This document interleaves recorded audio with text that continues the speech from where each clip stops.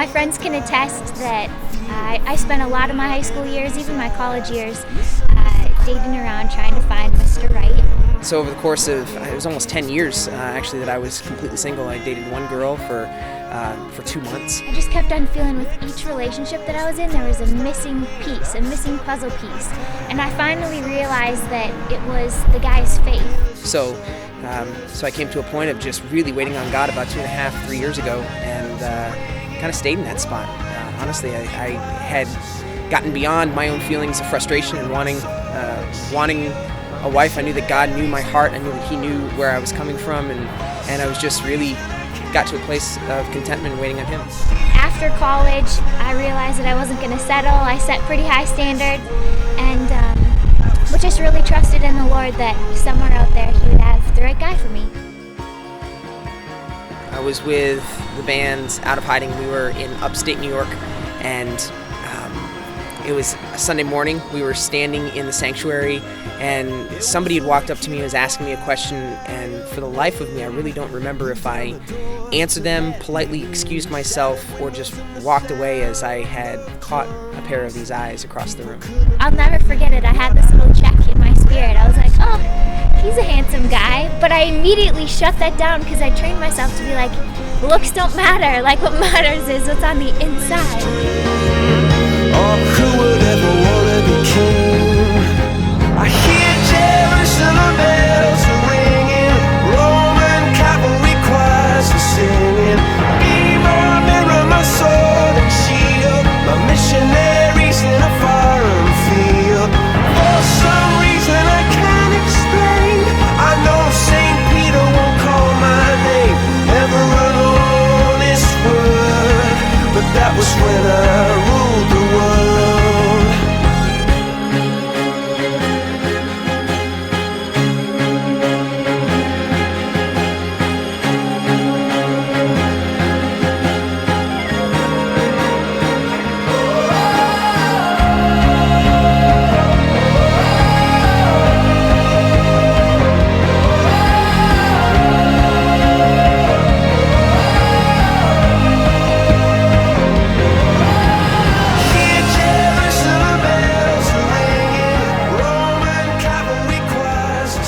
May 7th, it's a Friday. I get a phone call.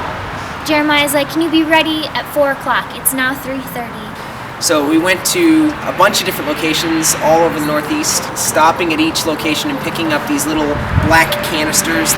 So we had them all craftily hidden at each location, and so we collected all 7 of these over a period of 2 days. It actually ran from Friday into Saturday, and each gift that we picked up, I couldn't open until the very end.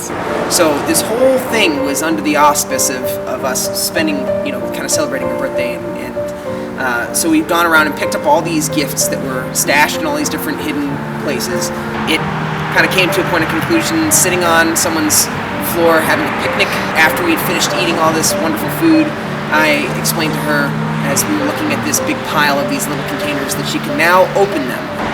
Rewind 10 years ago, I had started praying for my future wife, and I had started logging these prayers in a journal. So I had actually switched over from writing in the journal to logging my prayers on the backs of dimes. I would feel like I had something to pray for my wife, and I'd pull a marker out and I'd write the prayer focus on one side and the date on the other. I read a few of these journal entries, and then I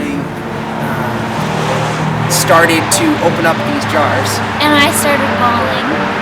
Because at this point she realized that these, this was really the representation. As I started opening up these jars, I dumped out these hundreds and hundreds and hundreds and hundreds of these dimes, the prayers. Pile right in front of me. Yeah. And at that point, had read another journal entry that talked about how I was really just waiting on God, and how completely worth it was going to be when I finally met her. And so with that, I rolled up on one knee and pulled out a ring and asked her if she would be my wife. And I said, absolutely, yes. This is the start, this is your heart, this is the day you were born. This is the sun, these are your lungs.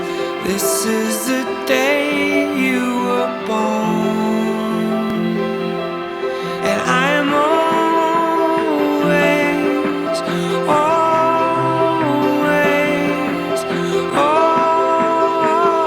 always yours, and I am always, always,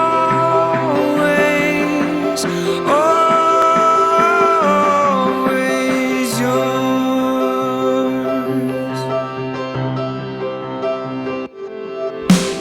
These are the scars deep in your heart. This is the place you were born, and this is the hole where most of your soul comes ripping out from the places you've been torn. And it is always, always,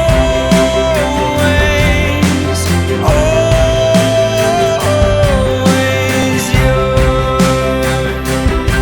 But I am always, I'm always, I'm always yours.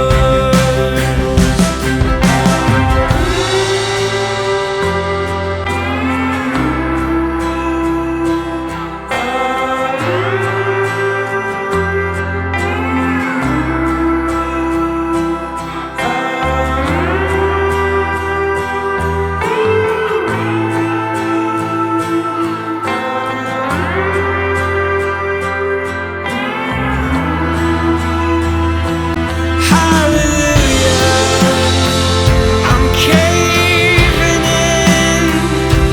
Hallelujah, I'm in love again. Hallelujah.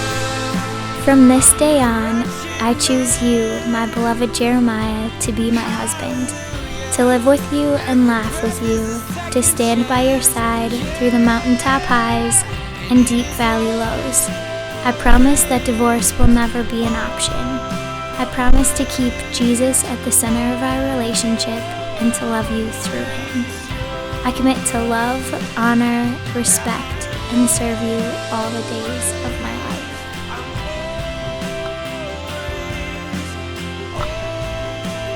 Teresa, I promise to love you always. I promise to love you through trials and tears, through fights and gloomy days, through broken cars and no money. I promise to love you through stinky breath and bad haircuts. If you get fat or go bald, I will still love you. If all the world turns its back on you and everyone you love walks away, I will still love you and I will honor you and protect you and hold you. If you get sick, I will take care of you even if it means that I get sick.